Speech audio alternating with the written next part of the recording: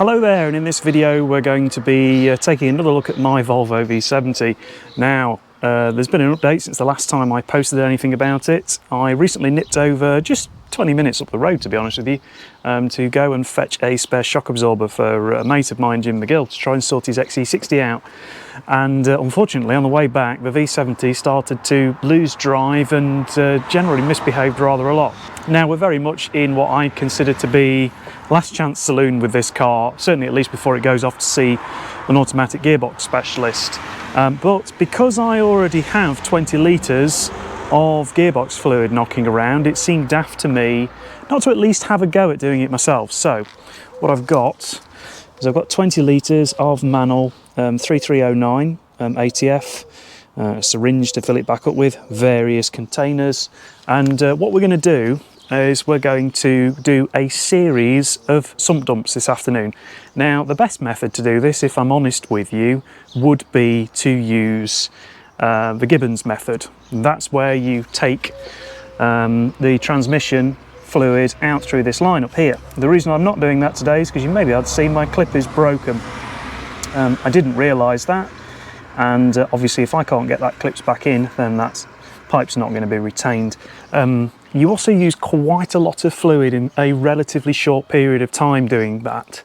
But what I plan to do today, at least a couple of times, is to drop the gearbox oil that's currently in, top back up, take the car on a very brief run around the block, back onto the ramps, and keep doing that a few times over. And my hope is that that will circulate, or allow rather, the new fluid a little bit more time to circulate through the box. So yeah, I'm going to first enjoy a cup of hot brown, and then we'll get cracking. Right, so before we do anything else, let me show you the condition of the gearbox oil as it stands at the moment on the dipstick. Now, bearing in mind I had a fluid change done, admittedly I think it was only a sump dump a couple of weeks ago, when I had the Lucas stop slip added. You can probably see that that fluid is still very, very dark. Also interestingly, although the engine isn't running at the moment, so we're not measuring it quite correctly, it seems to be at the hot marker when it's cold, which does make me wonder if it's overfilled slightly, but you can see there, look, yeah, it's very dark and it's sort of staining the microfiber, and that's going to be my gauge each time I do a flush, as to sort of how dirty that stays on each pass. So, right, I'm going to get the under tray off and then we'll get this oil drained. I might, depending on how I do for time today, do an oil change as well.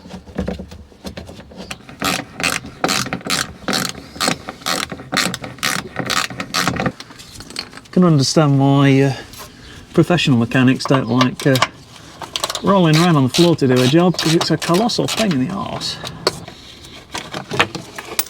Okay. Slide that out of the way. So that large bolt there with the aluminium crush washer on is the one that we are going to be undoing, so it's pretty accessible. The good news is about that crush washer is it's reusable as well, unlike the one for the engine oil, which you shouldn't ideally reuse. Before I do any more, I'm just going to look at that under tray, because that's looking very, very oily. Yeah, there's quite a lot of oil contamination on that. I wonder where that's all coming from. Oh, it looks like I can potentially add leaky turbo to my list of things to look at some point. It might just be it's dripping off the breather. I wonder if that clamp just needs tightening up, or whether it's the feed pipe. Well, whatever that is, that's I think that's going to be a job for another day, to be perfectly honest with you. Got 24mm bolts, which I'm going to be honest with you, I have just loosened off camera.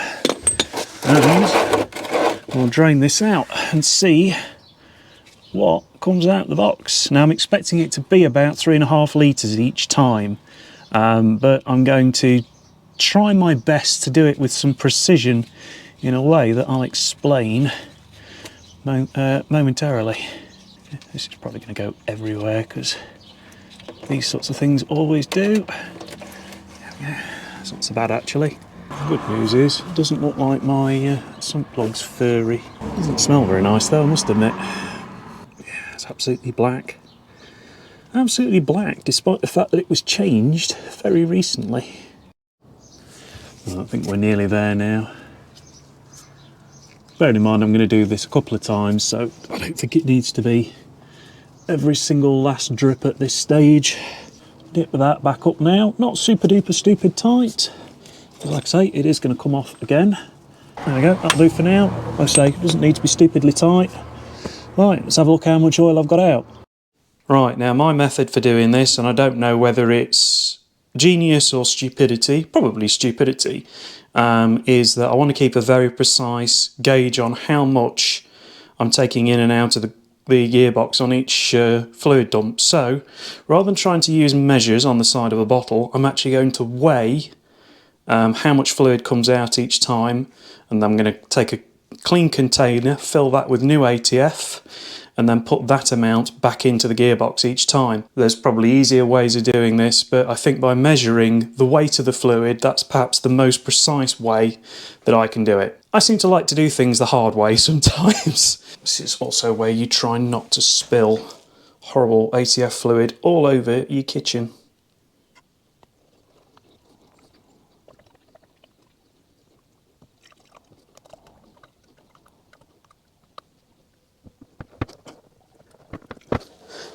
Bugger, still getting it everywhere. God damn it, and all over my kitchen floor. Ah, no.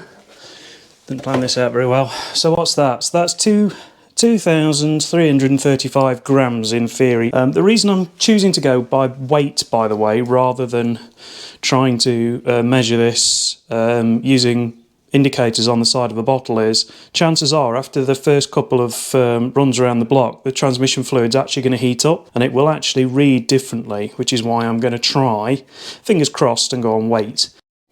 So yeah, based on that, I'm going to go with around 2,400 on each top up, which might leave me in a position with a very slight overfill, but I've got to take into account the fact that there was probably still a little bit left in the tray and a little bit left sort of clinging to various things. And again, it's not exact. This is just to get me a rough measure so that I know where I need to be.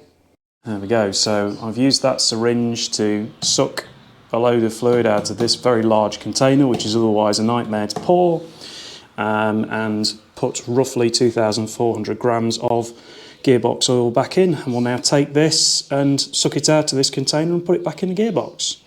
I do wish I'd bought one of those electronic pumps now. I think that would have made this a bit easier.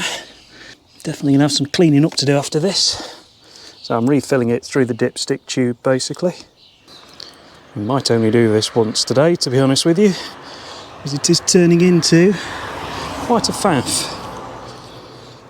This is a bit stiffer than I'd hoped as well, and not in a good way.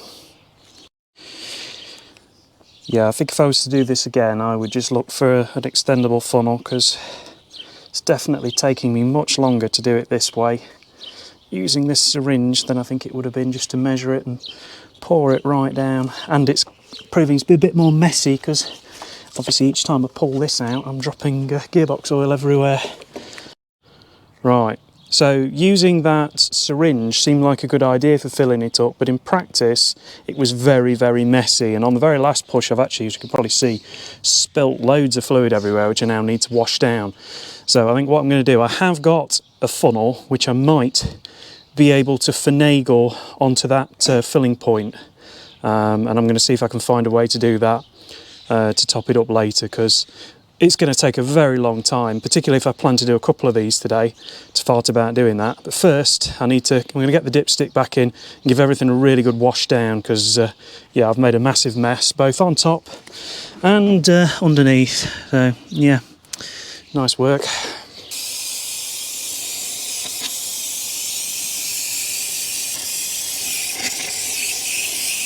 Right then, so at this stage, all I'm going to do, and this is not the correct method for checking the final level, but obviously we had a baseline earlier when I very first started the video, and I showed you what level it was at on the dipstick as it sat on the driveway, relatively cold, without the engine having run. So I'm just going to retrieve the dipstick again. I'm going to see roughly how much oil is in there, if I can get to it. There we go. Take it out. Give it a wipe, put it back in. and it is roughly at the same mark as it was before, a tiny bit over hot. So what I'm going to do now is I'm going to fire the car up. I'm not going to drive it, I don't think, on this first attempt at the flush, because I'm curious to see just how much the gearbox oil colour will change just by cycling it through the gears. So I'm going to leave it where it is, drain it out, and then repeat the process again.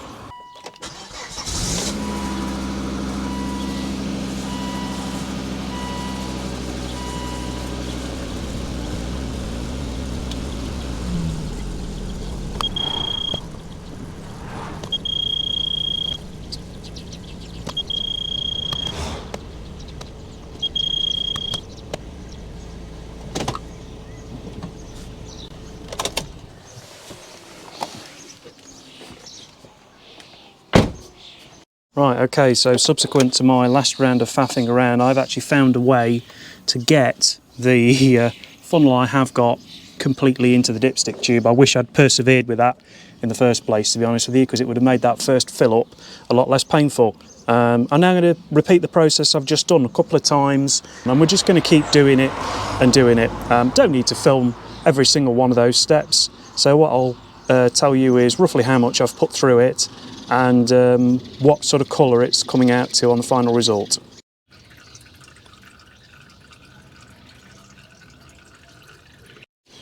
Right, that's the second drain done, so let's see how much we've gathered this time.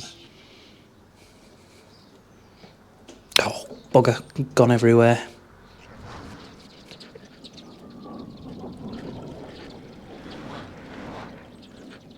So on that attempt we've got 2,264 grams, bearing in mind I've spilt a bit out of the bottle, so I'm going to stick with 2,400 I think on each top up, because bearing in mind I'm spilling stuff, there's stuff left in the in the syringe, and there will always be a little bit left in the bottle after I pour as well.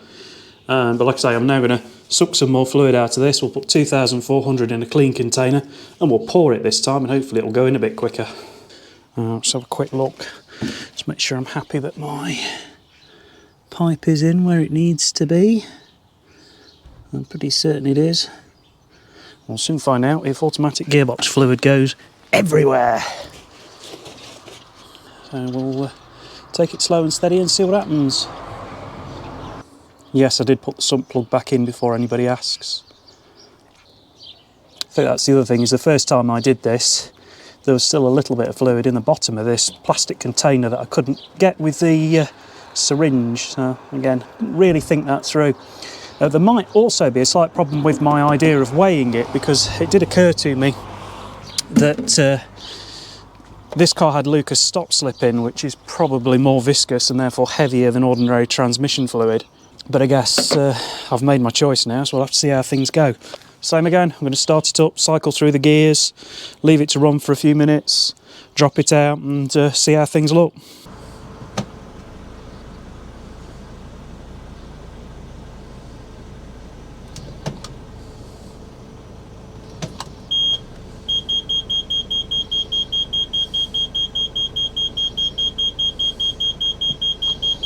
Yes, I do have the world's most annoying parking sensors. I've done about 4 sump dumps so far on the driveway to get it focused. It's starting to come out the box a much nicer colour now than it did before. Every time I did it before, it just came out black. So yeah, I think we're getting somewhere slowly but surely. Definitely more of a faff than the Gibbons method though. Yeah, that's slowly starting to look a better colour.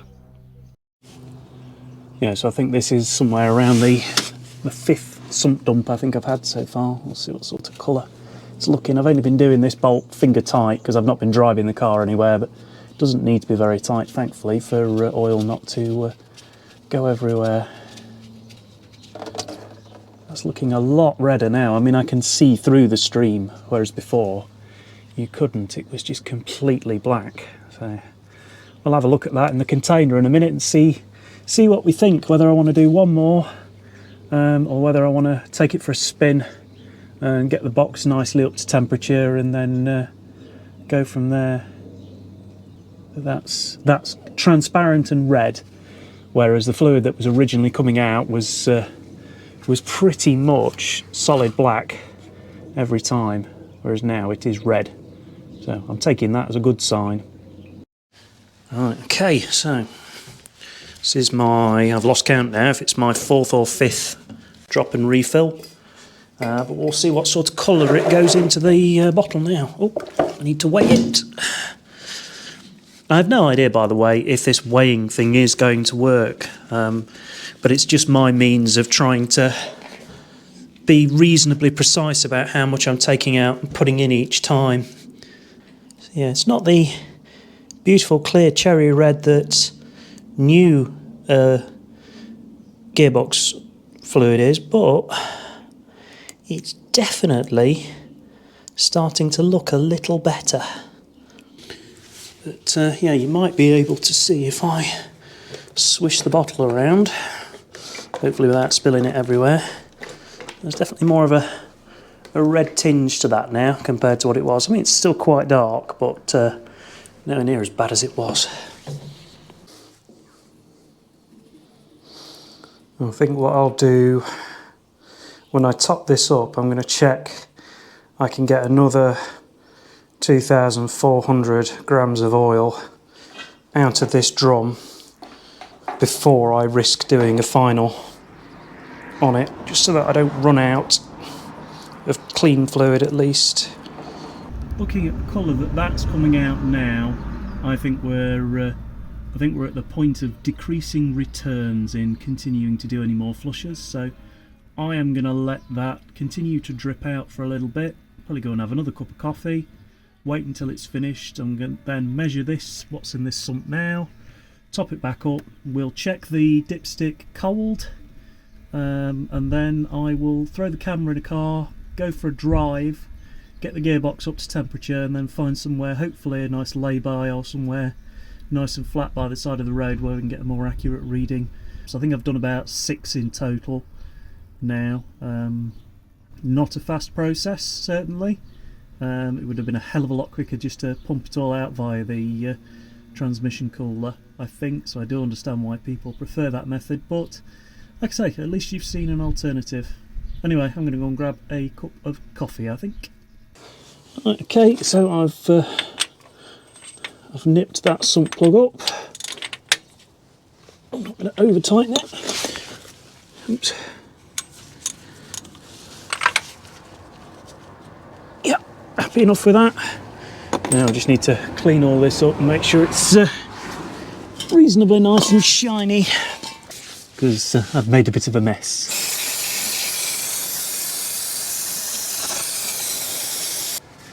Nice and shiny. That'll do. Right, let's measure the last bit that I've drained out, and then we can do the final top up.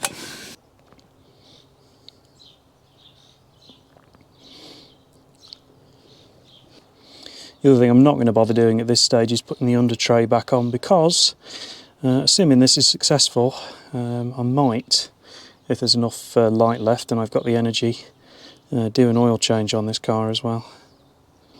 Okay, give that a moment to settle in, and we'll pull this funnel out and see where we look on things. Let's see if I can extract this out, which might be a bit of a challenge. There we go, got it out. Everything's in the way.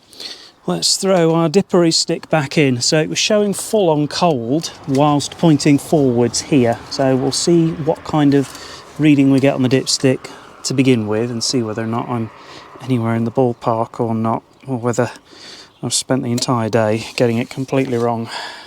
I would say I may be a tiny bit over. You probably can't see that because of the angle. Right, so we may be a tiny bit more in there than when I checked it via this method when I first started. So what I'm going to do now is I'm going to fire it up, let everything circulate. I will check it with the engine running and see how that looks, and then we'll go from there, I think.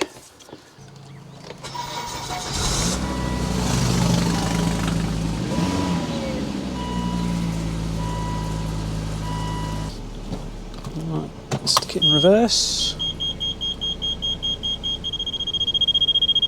neutral, drive, neutral, reverse, park. Now, just to add to the peril, that cooling fan is now running, which is something I really don't want to get my fingers caught in. Interesting, now I've run it for a few moments, it's now dropped down to the cold level, the max cold, which is where I would expect it to be. So that looks a bit more promising. Right, let's see what happens. What I will do is I will take some automatic transmission fluid and the syringe with me just in case I run into any problems whilst I'm out. I think there's going to be nothing more for it than to take it out for a spin and we'll see what it's like and whether it behaves or not, and whether it vomits fluid everywhere, which will be fun. Right, here goes nothing. Well, it moves.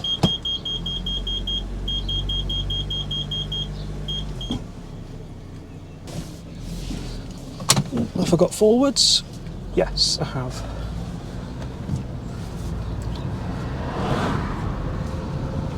Right, I have gears. Let's see how it does. And one of the symptoms, if the box is a little bit underfilled, can be clunking on turns.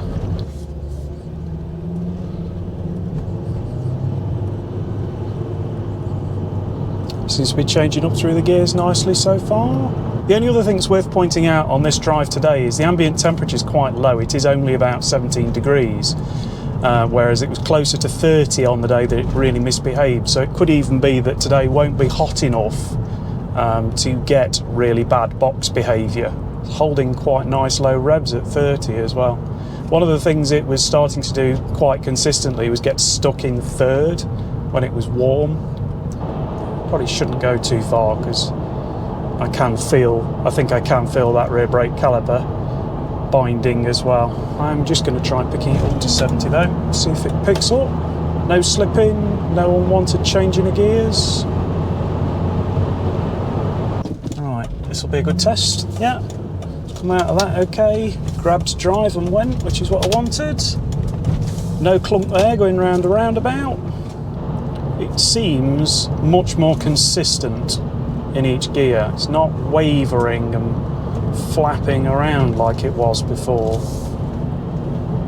I used to drive this road and get annoyed with the box and lock it in a specific gear. And at the moment, it's staying in a gear. I was keeping an eye on the revs all the way through that bend and it did not go past about 1650 revs all the way through. The rear, I think.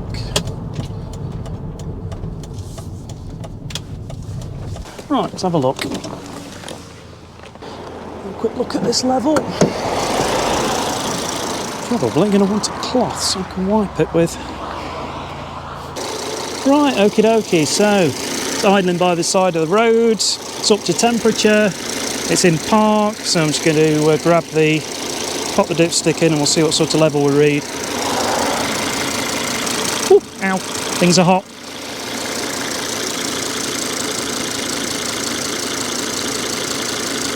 Is it just a tiny bit under hot? It's towards the top end of hot, bearing in mind it may not be fully up to temp. So I'm happy enough with that for now. I think that's roughly where it needs to be.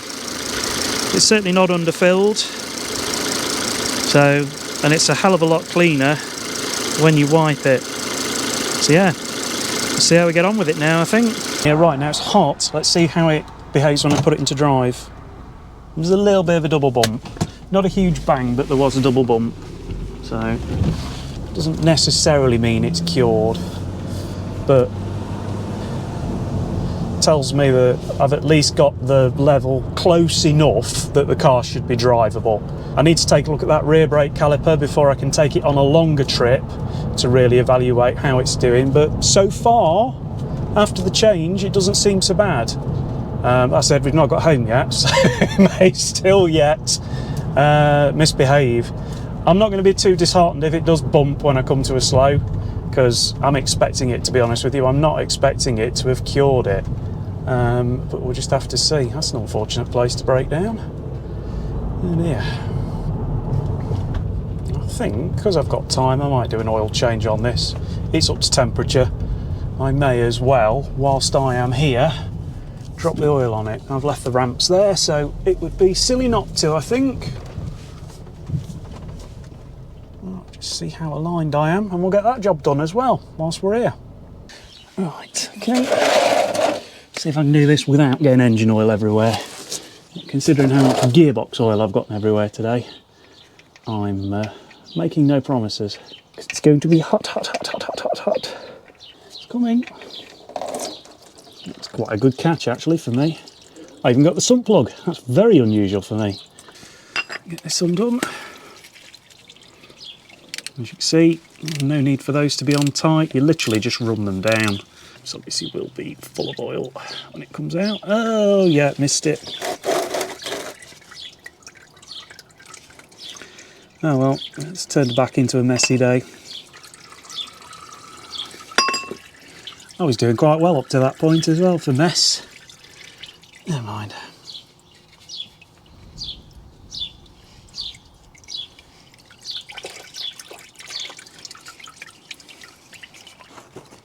Yeah, it's just a day of getting oil everywhere today, I think. There's the new filter and cartridge ready to go in.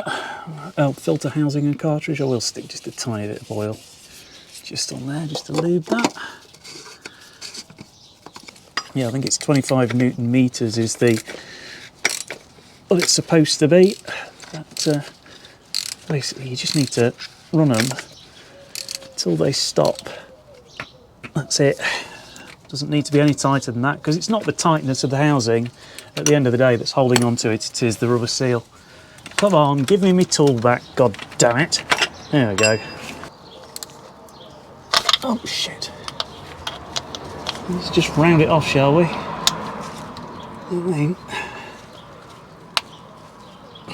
There we go. That should be tight enough. I say, I don't want to wind up stripping the bloody thread out, so that should do. Give all this mess under here a bit of a clean up now. Drag that back underneath. It's going to catch, hopefully, any of the residue, which is also raining all over the GoPro.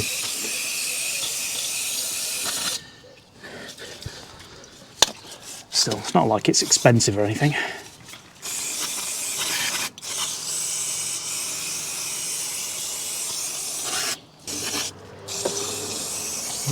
It's a bit mucky back there. That's from the old power steering leak, I think. That'll do, I think. Cleaning off. Certainly clean enough to see if I've got any leaks afterwards.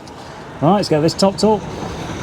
You may notice I've left my dipstick out, and this is a warning to me, just in case I get distracted for any reason, that there's no oil in it. So I don't want to start the car up and obviously cause myself some problems. Now I think the oil change on this is about 5.5 litres. I've gone for some slightly cheaper than usual, I must be honest with you. Comma 0W30 oil. The main thing is it's the A5B5 spec, which is what these engines need.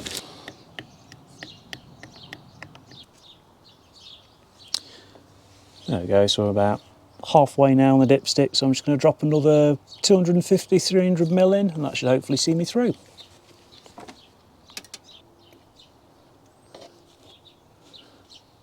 So that's probably about where I want to be, I think. Yeah, I've got just over 500ml left, so I'm expecting the reading on the dipstick to be a little bit over now. We'll have a look, see how we look. Yes, that's up towards max, so I'm happy enough with that for now. And then what I'll do, next time I take the car out and I'm somewhere that's reasonably flat and level, I'll give it a final check. So let's take that out, put that back, and we'll go and reset the service indicator, and then this job for today will be done. Right then, okay, so the procedure for resetting this is to turn the key to position 1. Once you've turned the key to position 1, hold down and keep held the trip computer button, and then turn it to position 2. And as soon as your little triangle warning light starts flashing, release it, turn the ignition off, take the key all the way out, and hopefully when I put it back in now, it shouldn't say time for regular service. There we go, you have one message, tailgate open. I'm just going to fire it up just to verify that that is right. Yeah, time for regular service is gone, so that's it, we're all sorted. So yeah, anyway, I hope you enjoyed this fairly random video today. I'll obviously keep everybody updated as to what's happening with the gearbox. I do think it's going to wind up at a specialist sooner or later, if I'm honest with you. But at least I can say I've done as much as I can, I think, at this stage to try and preserve this car and keep it going. So, I say, I'll keep everybody updated. Obviously, I don't think this is going to stay my daily for much longer. I think it is probably going to wind up being back as a project car. And there's a little idea in circulation as for what might happen with regards to my daily. I'll keep you informed on that. Could be madness, could be quite exciting, but we'll have to see. Anyway, thank you very much for watching. Please do consider subscribing before you go. And I'll see you in a future video where hopefully I'll be doing something on VEP for a change. Cheerio!